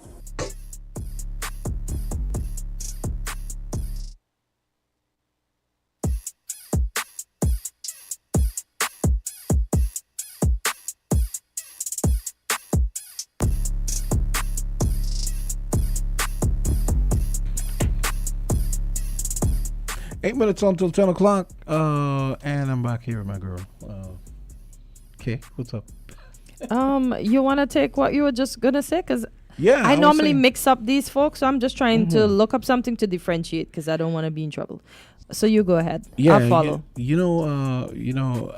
I always, I always smile when, these record labels. When you have a big breakout artist from a particular region, right? You always find that they always rush and sign maybe a few more from the same era. Like it happened back in the 90s with the alternative scene. You had Nirvana, and then they went and they signed Soundgarden and Pearl Jam and all those people from the Seattle area. And it just happens all the time, when they signed Rihanna in Barbados, they went and signed Chantel Lane. That didn't really work out, but she had some nice, Yeah. because they signed her just after they signed Yeah, some other label. Rihanna is bigger. Rihanna. Oh yeah, Chantel Lane is But she only she had a couple hits, T-shirts and other few. Yeah, Impossible. Yeah, Impossible and T-shirt to me were the two biggest of her hits. But nowhere near, So now on the heels of Byron Messiah, striking it big on the international music scene, we had Crucial Banky's son. I'm looking for the article here. Yeah, it's Major Major. Yeah, because I have the article. Actually, remember I told you I was gonna look. Yeah. Being signed by Rock Nation. Rock Nation is Jay-Z's Music partnership, label, yeah. with Live Nation. Yep. So I'm here looking for the article. You found it? Yeah. So it says Grammy Award winning songwriter and singer Major, son of St. Kitts reggae icon Crucial Bank, he continues to ascend in the music industry after recently securing a deal with Jay-Z's Rock Nation. Expressing gratitude, Major emphasizes his readiness to put in the hard work, acknowledging that true success begins after signing such a deal. With determination and pride, he aims to earn his place in Rock Nation through dedication and talent, striving for excellence in his musical endeavors. And this article comes from the St. Kitts and Nevis Times. I didn't know. But I never heard of this young man. But it said he's a Grammy. Exactly, Grammy award-winning songwriter and singer. You know, some of the awards don't really. You need to send me that because that's not what the article I have doesn't have that. It just has a picture. I didn't get any article. Oh. I thought it was an article. I clicked on it and nothing came up. And nothing came yeah, up. that's why I tell you let me go look and that's the thing. Sometimes we don't. Certain parts of the Grammys we don't hear. We only hear the ones with the big folks that we know. So we don't get to hear that these people, this songwriter win this or that song. You hardly ever. Or sometimes in the credits you'll hear the artist saying, okay, this is who wrote that, and then you don't even know these people. So we need to bring to fore the writers. Because I didn't even know Victoria Monet. She came out big with the song On My Mom, and she won some awards for that. She writes for. She writes. I didn't know she's a big writer that. for. I've known her for a while, since like the early 2000s. And you would, because you're in that area. She writes for Ariana Grande. You see, I didn't know that. Like a lot of people were writers before they became. And what's her name is a singers. big writer too. Who? Oh God, Money Long. Yeah. Yes. She's been writing too. And all of them, I like the fact, Jamsa that they wrote, and then they came out with these happening songs because her song always makes sense. And then this twin now, everybody's twinning. That's my favorite. I have a coworker, every time I see him, I'll be like, twin, where have you been? Because we were born around the same time. But yeah, it's like, wow. Yeah. These people were in the background all the time and we didn't know who they were. Exactly. Yeah. That happens all the time. And anything else you wanted to talk about? I'm still trying to. Did you send the thing? I just did. You did. See if you find it. The subjects I was gonna touch on because the article was up all morning. So it says, and this is from Loop News, and it's written by Latriska Thomas, and it was published 18 hours ago. It says, after a meeting with education ministers from the region, the Caribbean Examination Council (CXC) has decided not to suspend 4 subjects. This was announced by Dr. Dwayne Wesley, the Chief Executive Officer and Registrar of the CXC, in a press conference this afternoon. Wesley stated that CXC agreed to continue offering Cape Electrical and Electronic Engineering Technology, Cape Green Engineering, CSEC Agricultural Science double award, as Mr. Flanders said just now, and the CSEC Industrial Technology mechanical option. He said, and quote, the meeting demonstrated our shared commitment to finding a critical path forward on this matter, given the present education and human capacity development imperative facing the region. The Minister of Education were foresight in their positions, as well as pledging their support for CXC for the more direct lines of communication with the council, end quote. It went on to say, he further explained that governments agreed to partner with CXC to build demand for these programs, which are not yet at the desired levels. Wow. Yeah, so it's good that I'm hearing that they're decided to not drop the subjects, but they need to invest more in having the facilities to properly instruct. They even say a collective regional marketing trust to promote the priority subjects areas in STEM and STEAM education and climate smart agriculture, which are considered critical for the economic growth and sustainable development of the region, will be employed. Well, I hope so. Yeah. Let's take this call. Call, go right ahead. Yeah. Good morning. Good morning to you guys. Hey, what's up? I want Morning, to bro. real quick before you get off, man. Hey, Kortensia, can we get an update on the guy Kevon that got hurt at Phoenix Beach? Oh, and also the doctor that be coming on. She said that there was a lady that was hurt in an accident in Texas. Okay, so And congrats to the guy, Michael Louis, for making the West Indies team. Yeah. And I want to know, are they going to give this guy the key to the city? Because this was a great accomplishment. it is indeed a great accomplishment. But funny enough, you And then lastly, I Mhm. just seen a report that Donald Trump is banned from 38 countries because of his felon conviction.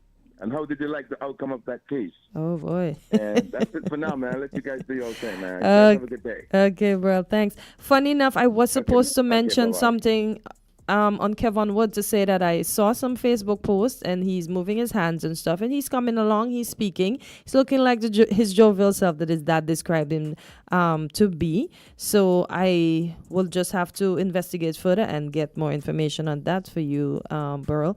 Is Donald Trump really banned from those countries?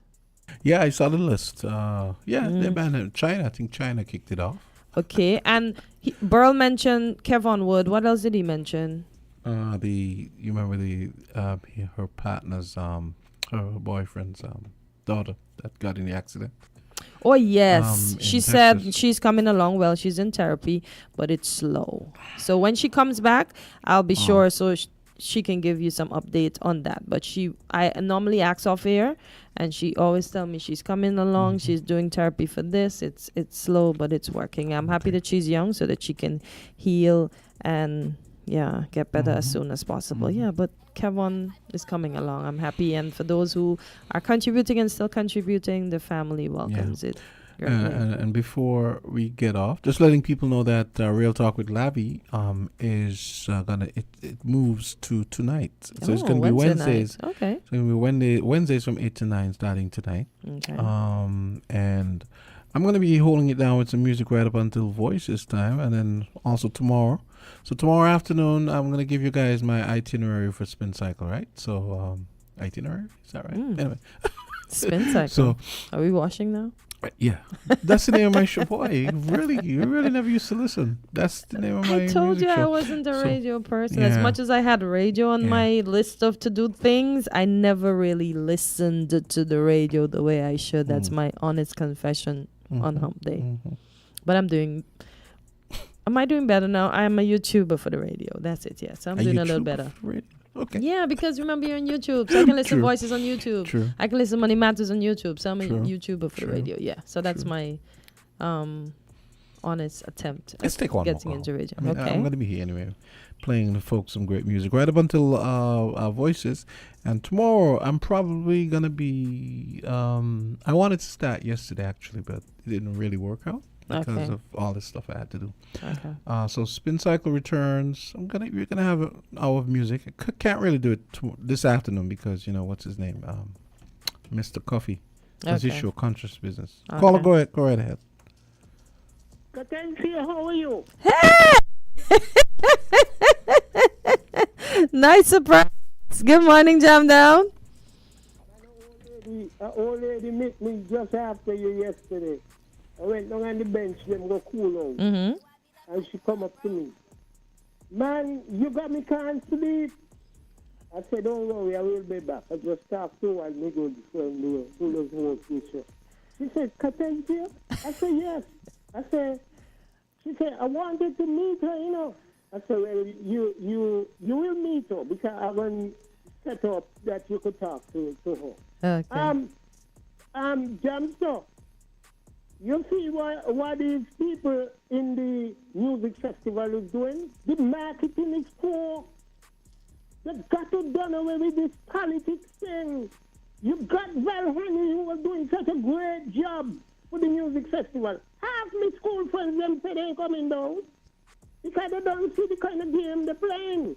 Now look at this. Whoever the lady is, picking the stars them to come down. We congratulate her for the job. But Kitty Sean got artists. We got Joma Pemberton. We got Banky. Why they can't get a do? Why they can't get a do? How much of these artists can get a gig in Jamaica? Who Reggae Sunsplash? Marsha, you should be ashamed of yourself as you represent it. Banky from McKnight. All right. Banky Okay. is one of us. Okay. And it is one man when my voice to bank is jammed down. Okay, Because I'm even back down. okay, we're already over I'm not time. gonna back down. We're already over time. huh? Anyway, Stay take tuned it for some easy. music. I will be back. Yeah, stay All tuned right, for jam some music down. and keep yourself calm. No, no. Enhance your calm. That's jam down. That's Okay. how jam down happen. Okay. But Okay. the night, Okay. the night, Yes, never and- how you and- all take it. Okay, and I be was just calm. explaining. Gotta go. You Yeah, understand? we got it. Yeah, Because we don't back nonsense call to call the- call voices with Socrates at 11, and we can discuss that. How about that? Okay, so we got okay. I hope you have a great day, and I hope you're gonna. Oops. Oh, Jam Down, thank you for calling. You made my morning. Yeah. So hope you have a great day, and make sure you listen. Some nice music right now. Yes, I will. All right, you better do that. Alrighty. See you tomorrow, same place, See same you time. tomorrow. To the folks that listen, have a great day. We appreciate you. See you tomorrow. Okay.